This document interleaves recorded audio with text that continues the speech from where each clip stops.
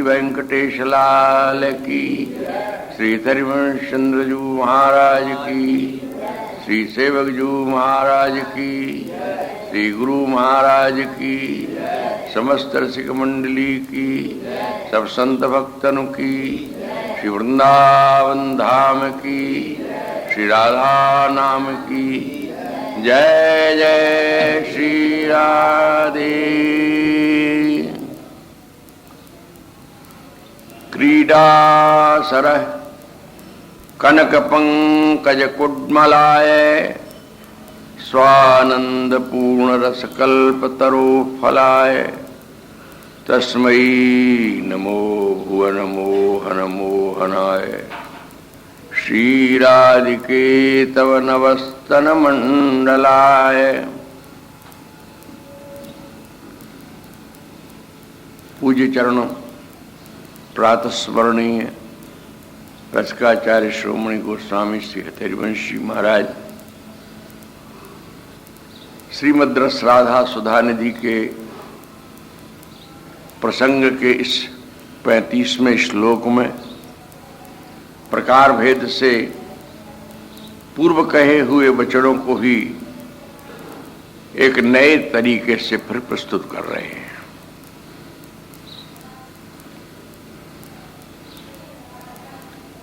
कनक कलश की भांति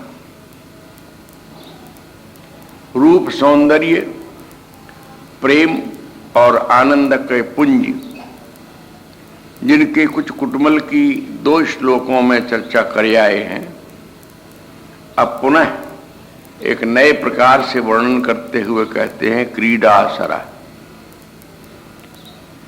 एक क्रीड़ा का सरोवर है। क्रीड़ा का सरोवर तो स्थूल रूप से और भी कुछ हो सकता है, पर प्रस्तुत प्रसंग में एक क्रीड़ा सरोवर और कुछ नहीं है। जो रस की एकमात्र अधिष्ठात्री स्वामिनी श्री राधा हैं, वही क्रीड़ा सरोवर है और उसी में विकसित है ये कनक पंकज कुड्मल। पहले पंकज है, पश्चात वह कुड्मल है, ये पूर्व श्लोक में बताया गया। इस देश की रस विधा लोक विधा से विलक्षण है। स्वर्ण कमल है, नहीं, स्वर्ण कमल की एक कली है। एक नहीं, कली 2 है। एक कमल ने मानो 2 कलियों का रूप धारण किया है, यूं कह दो, अथवा दूसरे तरह से उसे फल कह दिया गया। जो कली है वह फल भी है। वो स्वानंद पूर्ण रसकल्प तरु का फल है।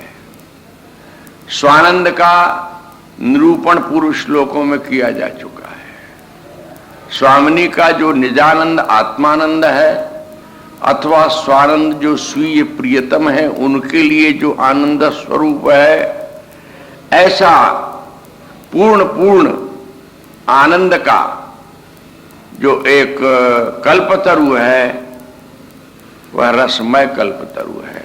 उस रसमय कल्पतरु में मानो यह फल लगे हुए हैं। यद्यपि एक वचन में फलाय कहा, द्विवचन बहुवचन प्रयोग नहीं किया, तो भी इस न्याय को लगाना चाहिए कि ये उन्मत्तों की भाषा है। इसमें व्याकरण का ज्ञान पीछे रह जाता है। जैसे भागवत को निगम कल्पतरोर गलितम फलम सुख मुखाद अमृत द्रव संयुतम भागवतम रसमालयम मुहुरहो रसिका भुवि भावुका। इसमें पिबत शब्द जो है ये अशुद्ध है, परंतु आर्ष प्रयोग है। शुद्ध व्याकरण के न्याय से तो अपिबत होना चाहिए, पर आ का लोप हो गया है। क्यों हो गया है? ये उस भगवत स्वरूप भगवान वेदव्यास की भाषा है। एक नहीं, ऐसे अनेकों प्रयोग मिलेंगे आपको, और वे सब के सब आज भी बड़े बड़े विद्वानों के द्वारा उसी तरह से उच्चरित होते हैं और उसी तरह से उनका अर्थ किया जाता है। व्याकरण का ज्ञान जहां का तहां धरा रह जाता है। एक बहुत पुरानी सी बात है, प्रसंग से याद आ रही है। पटना में एक सत्संग भवन में लगभग 2 महीने से भागवत की कथा कहता था मैं, रोज प्रवचन के रूप में। प्रारंभ किया था कथितो वंश विस्तारो भवता सोम सूर्यो, यहां से तो बीच बीच में जब ये श्लोक आता, कभी इसकी व्याख्या होती, तो वहां 2 बड़े विद्वान बैठे हुए थे, व्याकरण के पंडित थे। वो बेचारे संकोचवश ये तो कह नहीं सकते थे कि ये प्रयोग आपका गलत, पिबत पिबत जो आप बार बार बोलते हैं ये प्रयोग गलत है, तो बोल नहीं सकते थे, कह नहीं सकते थे। उनमें से एक पंडित ने एक दिन बड़ा साहस किया। जब सभा उठ करके जाने लगी तो वो अपिवत अपिवत अपिवत ऐसे उच्चारण करते हुए वहां से निकले। उनका तात्पर्य यह था कि वक्ता महानुभाव इस शब्द के अशुद्ध प्रयोग की जगह शायद नहीं जानते कि अशुद्ध हो रहा है, इसलिए वो शुद्ध को पकड़ लें। तो संयोग से पकड़ में आ गई बात। मैंने कहा महोदय अयम आर्ष प्रयोग, यह जो प्रयोग है ये आर्ष पुरुषों का प्रयोग है, इसलिए इसी प्रकार से इसका उच्चारण किया जाएगा, इसमें हम परिवर्तन नहीं कर सकते। कोई वेद व्यास से बड़ा होवे वो इसको परिवर्तित करने की चेष्टा करे। तो ऐसे ही इस ग्रंथ में अनेकों प्रयोग आपको ऐसे मिलेंगे, जहां एक वचन चाहिए तो बहुवचन प्रयोग हुआ है, जहां द्विवचन चाहिए वहां एक वचन प्रयोग हुआ है। तो तस्मै नमो मोहन मोहनाय, इसमें पूर्व पंक्ति में आया स्वानंद पूर्ण रसकल्प तरो फलाय। ये स्वानंद पूर्ण रसकल्प तरु का फल है, पर जिसका वर्णन करते जा रहे हैं वह तो फल नहीं है, द्विफल है। वे 2 फल हैं जिनको कुडवल रूप से वर्णन किया गया है। तीसरी पंक्ति में बताया तस्मै नमो भुवन मोहन मोहनाय, इसलिए उन भुवन मोहन का भी मोहन करने वालों का मैं नमन करता हूं। वे कौन है? तब नवस्तन मंडल है, वो आपका नवस्तन मंडल है। संबोधन किए हे श्री राधिके। यहां श्री राधिके शब्द की व्याख्या पूर्व में भी की जा चुकी है। जो श्री राधिका रस की एकमात्र अधिष्ठात्री हैं, जो सबकी एकमात्र आराध्या हैं, जिनका सौभाग्य और जिनकी श्री सर्वोपरि है। राधे तू ही सुहागिन पूरी, जिसने मोहन को वशवर्ती कर लिया है। राधे तू ही सुहागिन पूरी, हरिचंद तो ही को भावत, सिर में सेंदूर हाथन चूरी। राधे तू ही सुहागिन पूरी। जगत के जितने भी सौभाग्यवान कहे जाते हैं, सौभाग्यवतियां कही जाती हैं, मीरा के शब्दों में वे पूर्ण सौभाग्यशील नहीं है। ऐसे बरकू के बरू जो जन्मे और मर जाए, बर बरिए एक सामरो मारो चुडलो अमर हो जाए। मीरा कहती है ऐसे वर का क्या वर्ण करना जो जन्मता है और मर जाता है। वर्ण तो करना चाहिए उस श्याम को, उस श्यामल पुरुष को, जिसके द्वारा वर्ण करने वाला जीव सदा सौभाग्य युक्त हो जाता है। तो यहां राधिके शब्द की व्याख्या करते हुए इन्होंने कहा कि जिनका सौभाग्य नित्य है और प्रतिक्षण नवीन होता चलता है, और रात सात धातु के विचार से जो सब प्रकार की सम्यक सिद्धि की दात्री है, जिनके नाम के साथ ही समस्त सिद्धियों का इस संबंध जुड़ जाता है। और प्रियतम और परिकर की यावत जितनी सखियां हैं, सबके लिए कृपा करने के लिए जो सदा तत्पर हैं, ऐसी जो सर्वोपरि स्वामिनी हैं, जिनकी महिमा लोक में प्रसिद्ध है और वेद में प्रसिद्ध है, वे सदा कृपा करने के लिए उल्लसित रहती हैं, प्रसादोन्मुख रहती हैं। ऐसी है श्री राधिके।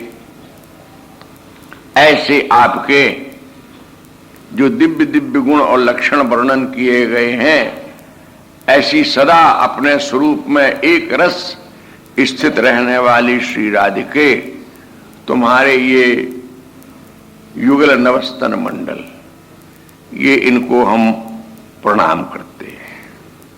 इसमें नव शब्द का जो प्रयोग किया, ये लौकिक प्रयोग नहीं है, ये अलौकिक प्रयोग है। अलौकिक इस अर्थ में कि इसमें नित्य नूतनता आती रहती है। इसका जो सौंदर्य है, इसका दर्शन मात्र से जो रस का संचार होता है नायक प्रियतम के हृदय में, और नायक प्रियतम के हृदय में जो रस संचार होता है उसका अनुभव करके सखी जनों के हृदय में, क्योंकि ये सब सखियां तत्सुखमयी हैं, जिस रस की अनुभूति करते हैं, ऐसा है आपका यह युगल स्तन मंडल। मंडल कहने से वर्तुलाकार, गोलाकार जिस क्षेत्र को उसने आवृत किया है, कहीं कहीं तो इसको और भी अच्छे रूपों में वर्णन किया गया। जैसे करकाद्रि मंडल में वो व्योमस्तन स्तनवती, जहां किशोरी जी की वंदना की गई, करीब 89 के लगभग श्लोक है, उसमें कनकाद्रि मंडल में वो व्योमस्तन स्तनवती, वह श्री राधा जो अपनी रूप छटा के द्वारा, जैसे आकाश में नील नील आकाश में कोई स्वर्ण के पर्वत लहरा रहे हों, दोलायत कनकाद्रि मंडल में वो दोलायमान, जिनके पादन्यास से एक सौंदर्य की छटा विस्तृत होती है, विकसित होती है। आपका जब यह नवस्तन मंडल पाद विन्यास के कारण कंपित होता है, उस समय ऐसा मालूम होता है कि जैसे आकाश में स्वर्ण के पर्वत स्थित हों और उन पर्वतों ने चारों ओर सौंदर्य का मानो बितान तान दिया हो, चारों ओर बितान तान दिया हो। इसी को प्रकार भेद से लावण्यामृत वार्तया जगदिदम संप्लावयंती शरद्राका चंद्रमनंत मेव बदरम ज्योत्स्नाभिरा तन्वती श्री वृंदावन मंजु कुंज गृहिणी काप्यस्ति तुच्छा महो कुर्बाणाखिल साध्य साधन कथाम दत्ता सुदास्योत्सवम। तो यहां नव शब्द का जो प्रयोग किया गया, ये प्रयोग उसमें नित्य नए नए सौंदर्य और माधुर्य की सृष्टि होते रहने के कारण ऐसा वर्णन किया गया। और नव कहने में एक बात और भी प्रकट की कि ऐसा नवीनोन्मेष रूप का, लावण्य का, रस का, सौंदर्य का न पहले कभी कहीं देखा गया और न कहीं कभी देखा जाएगा। अभूत है, जो अपने आप में आप ही जैसा है। ये करक पंकज है, तो पंकज तो जो पंख में उत्पन्न हो उसे कहना चाहिए, पर यहां कनक पंकज कह करके स्थल में जो आपके श्री अंग में विराजमान है वो स्थल है। नहीं, पहले पूर्व में कह आए कि क्रीड़ा सरहा, ये क्रीड़ा के सरोवर में प्रकट है। ये क्रीड़ा का सरोवर क्या है? तो ग्रंथ के टीकाकार ने कहा है कि क्रीड़ा सरोवर, यहां स्वामिनी का तनु ही क्रीड़ा सरोवर है। इस क्रीड़ा रूपी सरोवर में, क्रीड़ा सरोवर क्यों? वृंदावन की जितनी रसमयी लीलाओं का उद्भव होता है वो सब का सब माध्यम किशोरी का दिव्य तनु ही है। यदि किशोरी का दिव्य तनु नहीं है तो वृंदावन की रस क्रीड़ाओं का उद्भव नहीं हो सकता। अब ये वृंदावन की जो रस क्रीड़ाएं हैं ये केवल निकुंज परक हैं। अन्य जो ब्रज में होने वाली क्रीड़ाएं हैं इनमें स्वामिनी के स्वरूप का प्राधान्य नहीं होगा। ब्रज की क्रीड़ाएं और नितांत रूप से जिनको हम क्रीड़ा भी नहीं कह सकते हैं, असुरादिकों के वध हैं, इन्हें क्रीड़ा नहीं माना गया है। क्रीड़ाएं वे हैं जैसे ठाकुर वन में गोचारण करने के लिए गए हैं, गोप सखाओं के साथ ताल दे करके कुश्ती खेलते हैं, ये क्रीड़ा है। गोचारण के समय में मयूरों का नृत्य देखते हैं, मयूरवत नृत्य करते हैं, विविध पक्षियों की भाषाएं बोलते हैं। लाला कन्हैया को सब सखागण अपने अपने भावानुसार श्रृंगारों से श्रृंगारित करते हैं।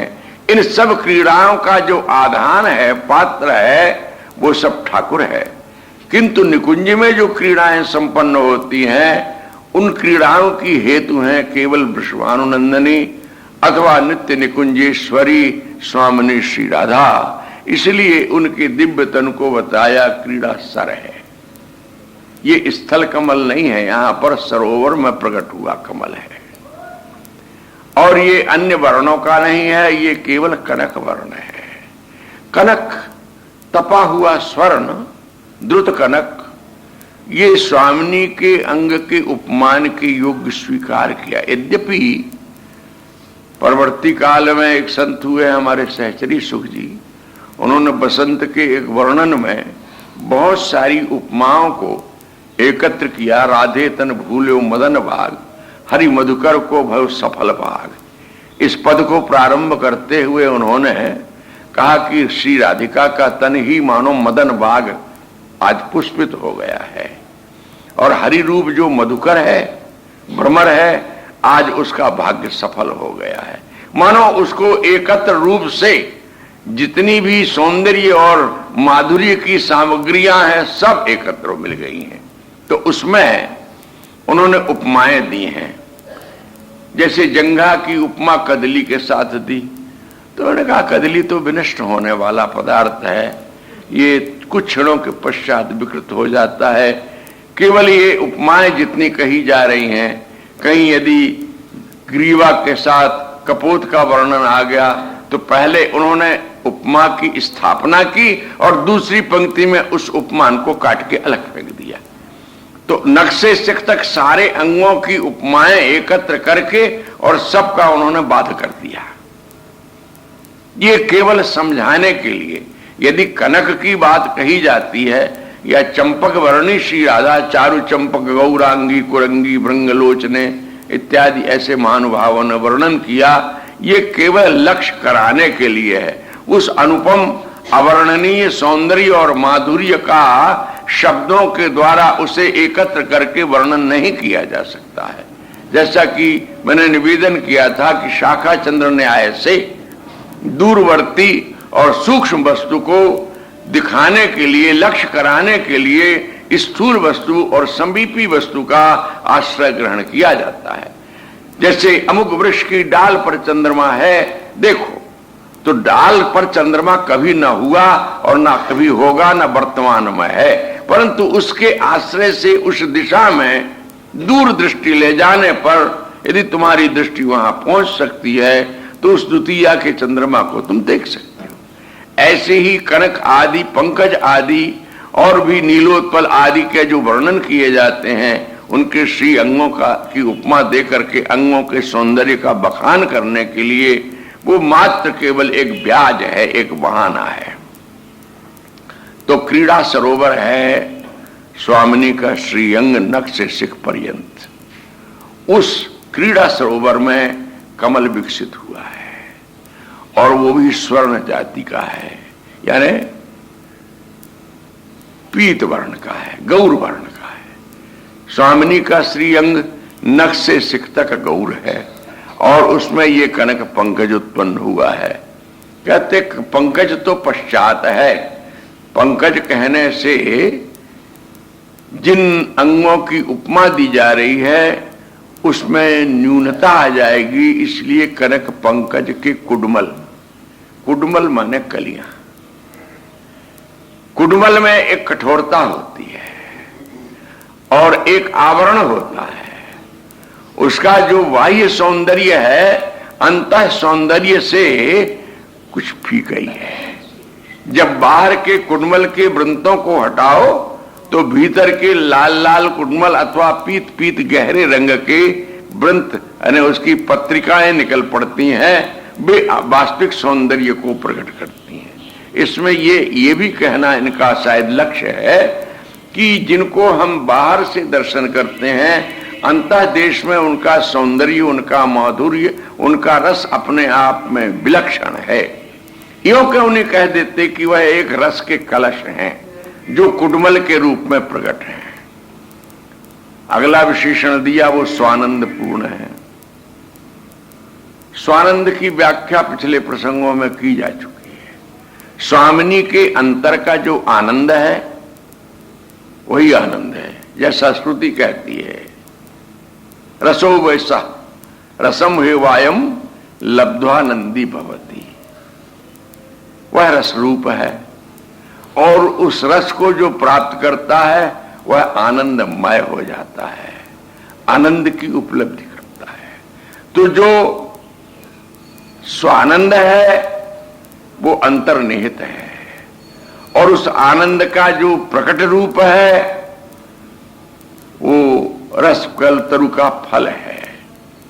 वही दो रूपों में मानो यहां प्रकट हो गया है। रस कल्पतरु कौन है? वह श्री राधा ही है। तस्मई नमो भुवन मोहन मोहनाय। उन भुवन मोहन का भी मोहन करने वाले आपके युगल कुडमल का मैं नमन करती हूं। भुवन मोहन लालजी प्रख्यात हैं, वेद में प्रख्यात हैं, पुराणों में प्रख्यात हैं, तंत्र में प्रख्यात हैं, महापुरुषों की वाणियों में प्रख्यात हैं।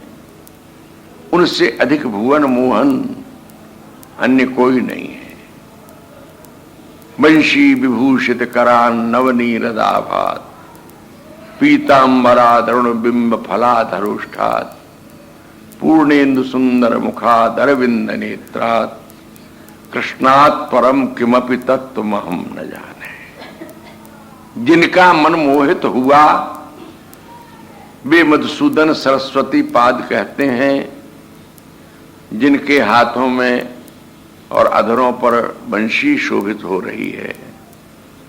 नए नए जल भरे बादलों की भांति, मेघों की भांति जिनके श्रीअंग की कांति है, जिनके श्रीअंग पर पीतांबर फहरा रहा है, चमक रहा है, मानो नेत्रों को चकाचौंध दे रहा है, जिनके अधर पके हुए बिंबा फल की भांति लाल लाल अरुण वर्ण के हैं, अधर और ओष्ठ दोनों।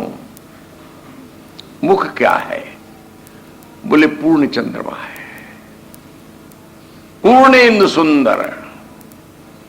चंद्रमा बड़ा भाग्यशाली है, भले कलंक युक्त है, परंतु उस कलंक को भी एक शोभा बना दिया महानुभावों ने। विशेष रूप से हरिवंश जी ने जब प्रिया जी के मुख के साथ उपमा दी तो अलग तिलक छवि कलंक।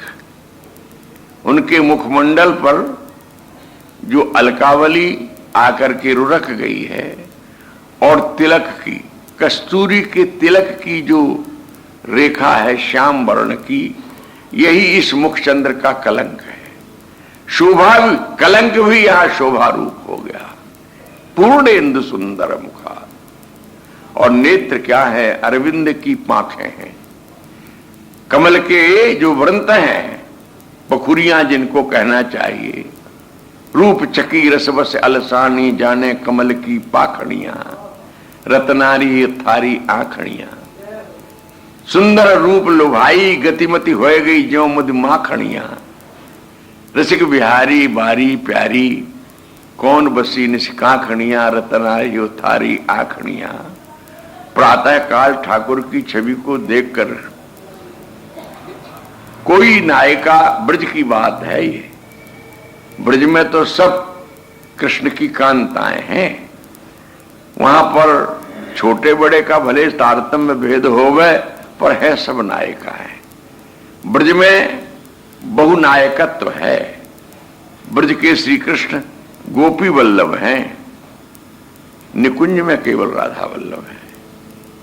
हरिवंशी महाराज ने इस ग्रंथ में उनके दोनों रूपों का समन्वय किया है। विरोध नहीं है किसी का। ये विरोध की तो संकुचित संकीर्ण मनोवृत्ति वाले छांट करते हैं।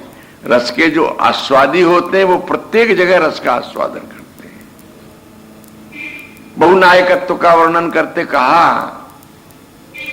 एकस्यारति चौर एव चकितम चान्यास्तनान्ते करम कृत्वा करश दिवेणु नान सदृशो दम्मिल्ल मल्ली सृजम धत्ते न्याभुजवल्ली मुत्फुलगिताम संकेतयति अन्यया राधाया पदयुलुठत्तल ममुम जाने महालंपटम।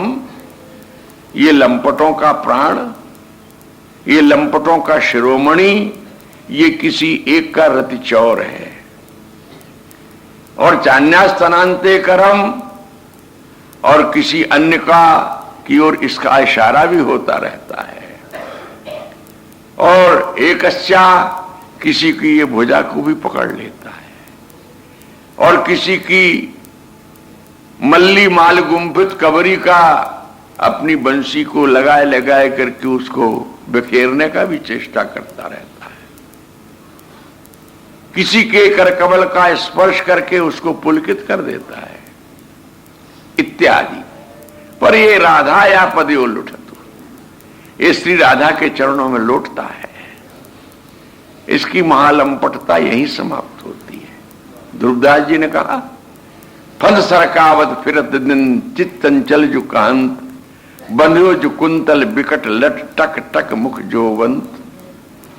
ये वही है जो किसी के फंदे सरकाते फिरता था, किसी की कंचुकी खोलता था, किसी की नीवी खोलता।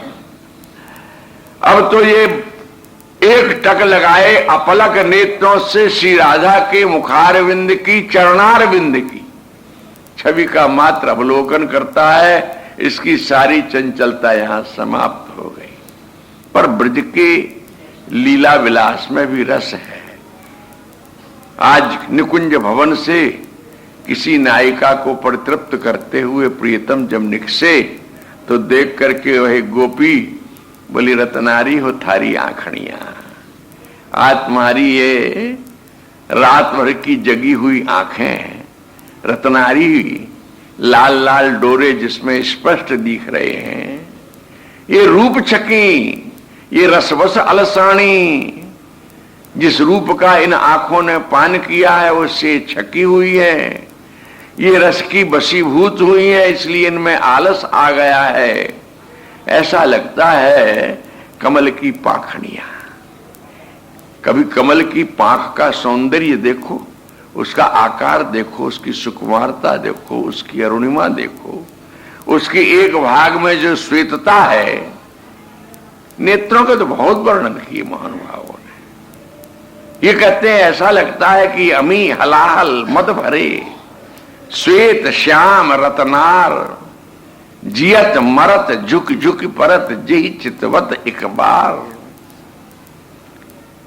दूर विस्तार में न जाए, रूप चकी रसवस अलसानी, जाने कमल की पाखड़ियां।